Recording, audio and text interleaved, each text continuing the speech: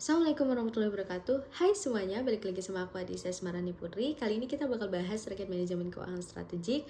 Kepada yang terhormat Bukati Nada dan teman-teman yang bakal nonton video ini, kali ini kita bakal bahas terkait overview of strategic financial management. Ada agency relationship and corporate governance, ada business feasibility analysis, ada capital budget and the case for NPV and ARR, kemudian ada capital budget under condition of uncertainty dan merger. Oke, kita masuk ke overview of strategic financial management. Setiap divisi itu punya jalannya masing-masing atau menjalankan fungsional perusahaannya masing-masing, tapi pada akhirnya mereka akan berhenti di value creation atau menciptakan value bagi perusahaan.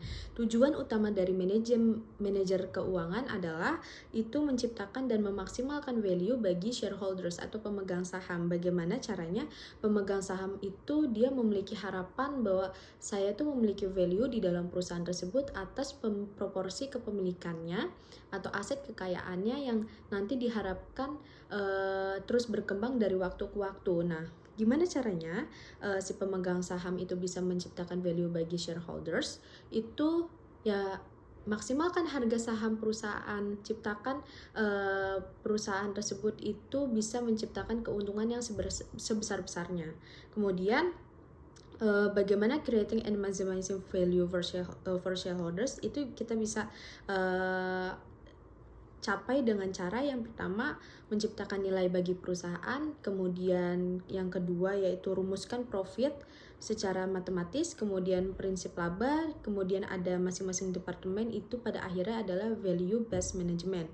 Oke, terkait dengan nilai perusahaan, ada 3 nilai yang terkandung di dalam perusahaan, yaitu pertama ada book value, yang kedua ada market value, dan yang ketiga ada intrinsic value. Basis utama dalam pengambilan keputusan manajer keuangan adalah intrinsic value.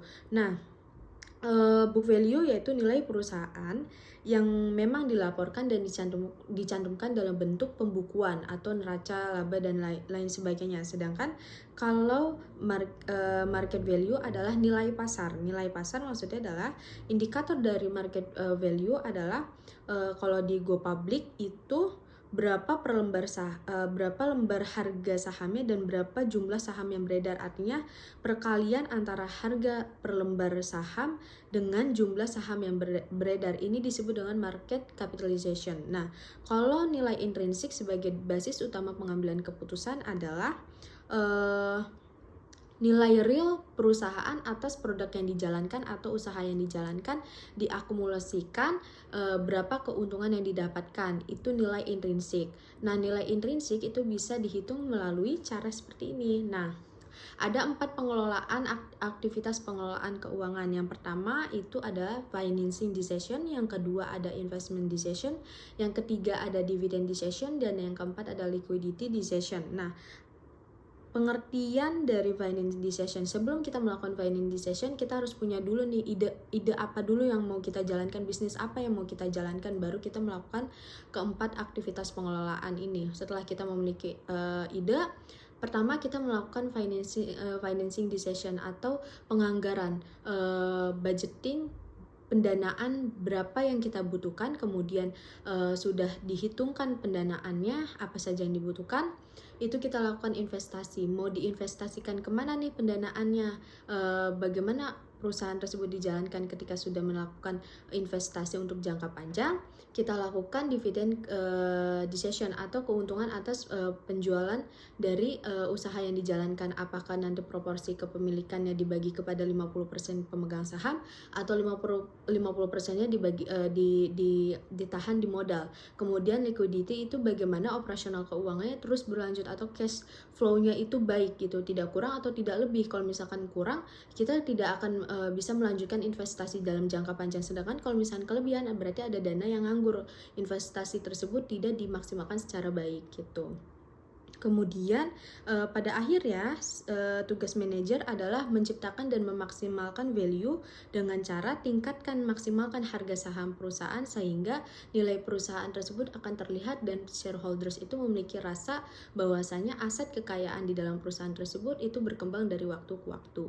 Dalam menjalankan bisnis ada istilah high risk, high returns. Artinya semakin tinggi resikonya, maka peluang untuk mendapatkan keuntungannya juga semakin tinggi. Kalau misalkan resikonya rendah atau kecil, maka keuntungannya juga akan kecil. Kita masuk ke agency relationship and corporate governance. Jadi setiap manusia itu tidak akan merasa puas atas apa yang telah dicapainya. Jadi dia akan terus-menerus meningkatkan apa yang diinginkan, apa yang ingin didapatkan. Nah, teori agensi ini akan muncul ketika adanya perbedaan kepentingan atau munculnya konflik ketika antara board of director dengan board of executive. Nah, dalam teori agensi itu disebut keserakahan. Kenapa serakah? Karena ada kepentingan pribadi yang masuk di dalam perusahaan yang akan mempengaruhi pengambilan keputusan. Dua pihak, yaitu board of director yang disebut dengan dewan komisaris atau pemegang saham. Nah, kalau board of executive yaitu disebut dengan top management atau dewan direksi. Nah, antara board of director dengan board of executive ini itu memiliki konflik. Konfliknya apa? Yaitu karena kepentingan yang berbeda. Kalau misalkan board of director ini dia hanya tugasnya mengawasi jalannya perusahaan tersebut atau mengawasi kinerja perusahaan tersebut, sedangkan kalau board of executive adalah yang mengelola perusahaan tersebut, sehingga manajer ini harus bisa mengambil keputusan yang selaras antara board of director dengan board of executive gitu. Jadi kita nggak bisa hanya mementingkan kepentingan pribadi yang akan mempengaruhi pengambilan keputusan atau kinerja perusahaan gitu. Nah, sehingga dibutuhkan tata pengelolaan yang baik. Tata kelola adalah menurut Cadbury Report adalah suatu sistem yang berfungsi untuk mengarahkan dan mengendalikan suatu organisasi di dalam perusahaan, sehingga dalam tata kelola yang baik itu ada 5 prinsip utama. Yang pertama yaitu T, transparansi, yang kedua A, accountability, yang ketiga yaitu R, responsibility, yang ketiga I, interdependency, dan yang keempat adalah fairness. Nah, tarif ini itu akan mempengaruhi tata kelola yang baik atau pengambilan keputusan antara board of director dan board of executive gitu. Oke, kita masuk ke business feasibility analysis atau studi kelayakan bisnis. Studi kelayakan bisnis adalah studi yang dilakukan oleh seseorang untuk meneliti apakah bisnis yang dijalankan di masa yang akan datang itu dikatakan layak atau tidak. Nah, bagaimana cara bisnis tersebut dikatakan layak atau tidak? Itu ada beberapa pengukurannya. Yang pertama ada NPV, Net Present Value. Yang kedua ada IRR atau disebut dengan Internal Rate of Return. Yang ketiga ada ARR yaitu Accounting Rate of Return. Yang keempat yaitu ada PP, Payback Period. Dan yang kelima ada PI, Profitability Index. Nah, kenapa kita perlu melakukan studi kelayakan? Yaitu kita perlu melakukan studi kelayakan untuk mengendalikan suatu resiko, karena ada prinsip yang namanya high risk and high returns.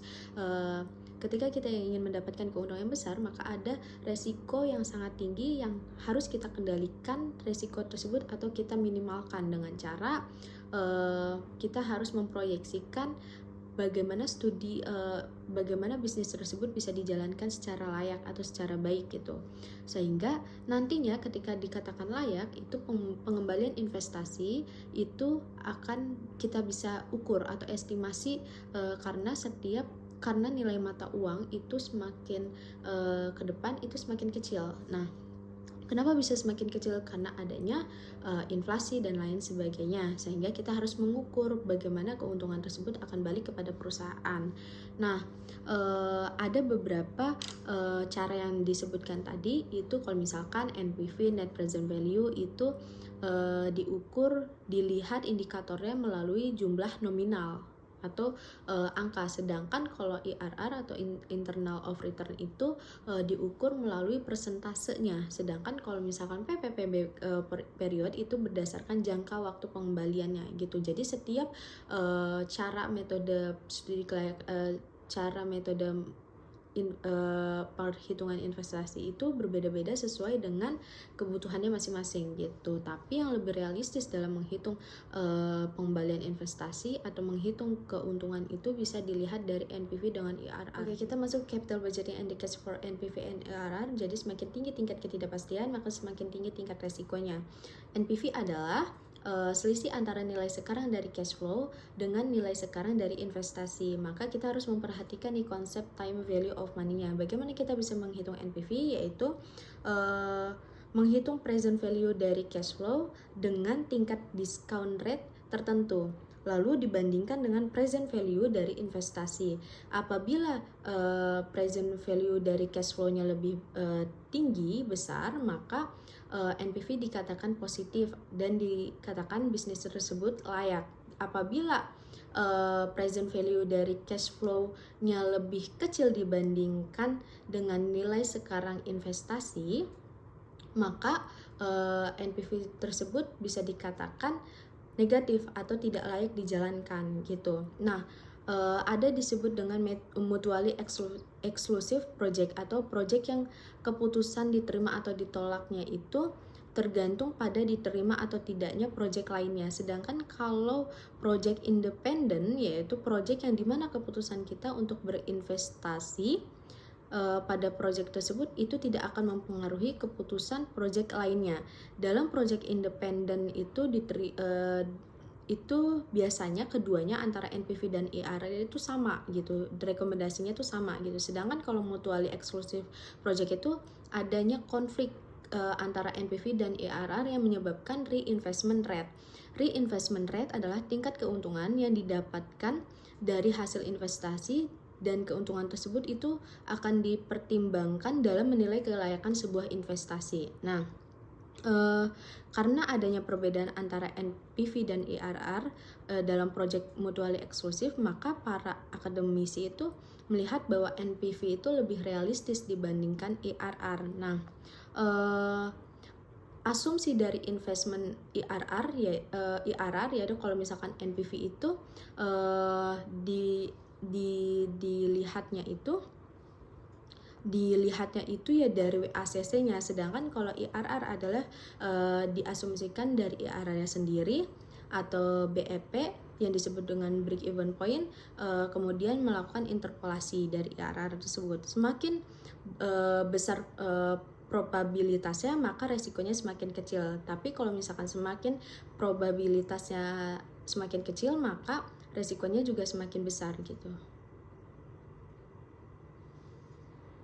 Oke, kita masuk ke merger and negotiation. Jadi, di sini berhubungan dengan restrukturisasi. Apa sih restrukturisasi? Yaitu upaya yang dilakukan oleh perusahaan dalam menata ulang konfigurasi bisnisnya. Nah, biasanya bentuk dari restrukturisasi itu ada merger, akuisisi, konsolidasi, dan divestasi. Biasanya merger dan konsolidasi ini berhubungan. Nah, merger itu adalah penggabungan dua entitas perusahaan yang membentuk entitas baru. Bisa dia menjalankan bisnisnya masing-masing, bisa melebur menjadi satu. Contohnya adalah Bank CIMB, yaitu merger dari Bank Niaga dengan Bank Lipo. Nah, ada yang namanya akuisisi. Nah, akuisisi ini adalah pengambil alihan proporsi kepemilikan. Jadi, pengambilan alihan ini biasanya yang memiliki proporsi kepemilikan besar adalah yang mengakuisisi, sedangkan yang diakuisisi itu lebih kecil. Contohnya adalah Facebook mengakuisisi WhatsApp. Kemudian ada yang disebut dengan divestasi. Apa sih itu divestasi? Yaitu misalnya kita awalnya punya 10 unit bisnis. Kita rasa 2 bisnis ini udah nggak produktif, ya udah kita lepas 2 bisnis tersebut, kita menjalankan 10 bisnis hanya 8 bisnis saja gitu dari 10 unit bisnis tersebut. Kemudian ada yang disebut dengan vertikal dan horizontal gitu. Nah, kalau merger dan akuisisi secara vertikal itu merger yang dilakukan itu biasanya aktivitasnya itu ada di rantai pasokan. Nah, kalau misalkan merger akuisisi horizontal itu biasanya dilakukan dengan kompetitor. Kompetitor itu maksudnya adalah menjual produk yang sama dengan perusahaan kita gitu. Kalau melakukan merger dan akuisisi itu harus adanya sinergi antara perusahaan lama dengan perusahaan baru atau perusahaan yang membentuk keduanya gitu. Nah, sinergi itu harus didapatkan apabila penggabungan dua perusahaan tersebut itu bisa menghitung bagaimana jangka waktu pengembalian investasinya itu lebih baik atau kinerja perusahaannya lebih baik. Nah, kenapa ada pakar penelitian mengatakan 70% melakukan merger dan akuisisi itu gagal ya karena dia terlalu percaya diri. Dia menganggap bahwa melakukan akuisisi itu nantinya bisa mendapatkan keuntungan sebesar-besar ya Pak. Tapi ternyata pada kenyataannya mereka tidak memahami value atau perusahaan yang baik mengakuisisi, merger atau lain sebagainya gitu. Sekian dari saya. Mohon maaf bila ada kesalahan. Wassalamualaikum warahmatullahi wabarakatuh.